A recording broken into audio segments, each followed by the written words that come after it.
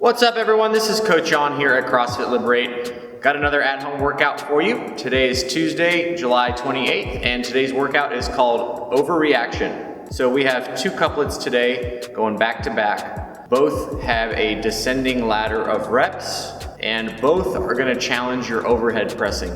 All right, so after completing all the reps in the first part of the workout, you'll transition directly into the second part of the workout with no rest in between. And the intended time domain on overreaction is somewhere between 9 and 15 minutes.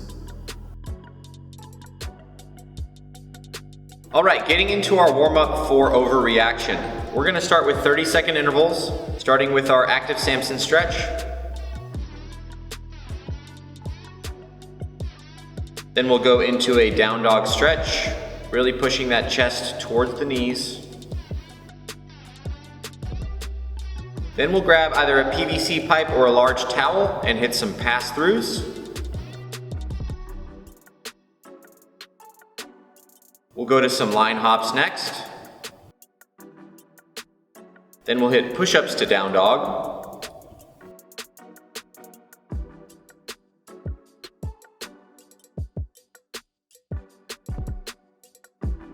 Back to that PVC or towel for some more pass-throughs, opening up those shoulders. Then we'll hit 30 seconds of rear step lunges.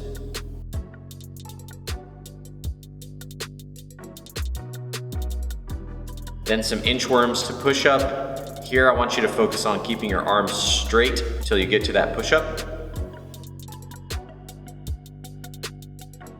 And then one more round of PVC or towel pass-throughs.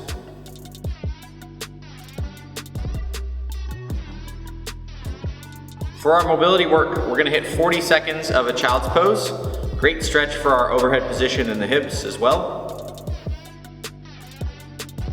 Then we'll hit a front rack stretch, which is sort of a modified child's pose, but hitting a different part of that shoulder.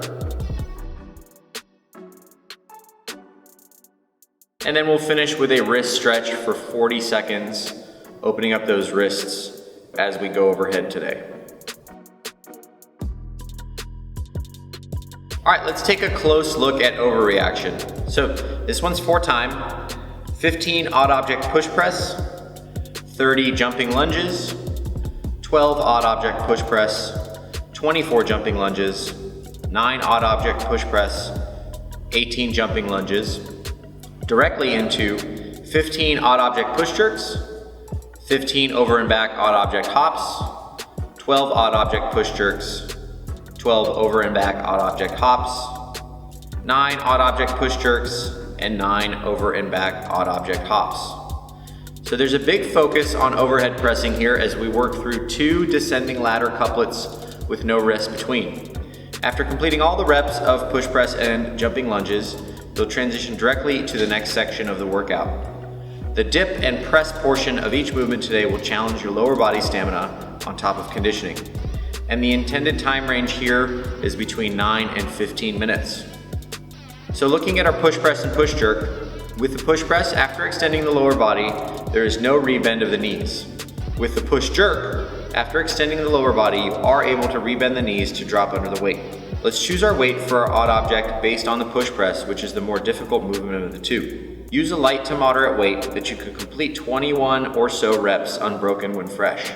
Within the workout, there should be a weight you feel comfortable completing in about 2 sets per round. For the jumping lunges, alternate legs each rep, and each rep counts towards your set. The back knee should touch the ground at the bottom of each rep, and you'll want to jump to full lower body extension between lunges. For the over and back odd object hops, just like the name suggests, you'll jump over the middle of your odd object and back. Over and back is equal to 1 rep. If it helps you with counting, simply count total jumps and cut the number in half at the end. And then as always, further movement subs and variations are in the video description below. All right, our focus for movements today in overreaction, starting with the push press and push jerk, is gonna be our dip position. The big focus point of today's workout is the dip position in our pressing movements. Maintaining a vertical torso in the dip will allow the weight to stay supported and balanced on the shoulders, leading to a better drive overhead. Dipping like your back is against a wall can help you find a proper dip and hip position. On your over and back odd object hops, let's think about our quarter squat. In the hops here, we want to maintain a soft bend in the hips and knees. The legs will never fully straighten during this movement. This allows for good absorption of the impact of landing and makes for a quick transition from jump to jump. And then on your jumping lunges, let's think about going straight up and down. We're used to moving forward in a walking lunge, but these jumping lunges are designed to be vertical. To stay in one place, think of creating footprints on the ground that you can target with the feet on each rep. Make sure the weight is equally balanced between the front of the foot and the back of the foot. All right, so some strategy advice for overreaction. So with the way this workout is set up, it's probably gonna be sustainable to be able to push on either the body weight movement or the odd object movement, but not both, okay? So if you really focus on one or the other and try to hammer out those reps really nice and quick, you should be able to get a little bit of a slower pace, a resting pace going on the other movement, and have a way more sustainable plan across the duration of the workout.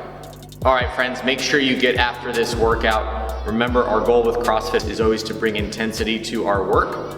And then when you get done with the workout, make sure you log your score in some form or fashion, if it's on SugarWOD or just a notebook. We wanna make sure we're tracking our fitness over time. That's how we know that we've gotten fitter. And then if you plan on coming back to the gym, can't wait to see you here in person.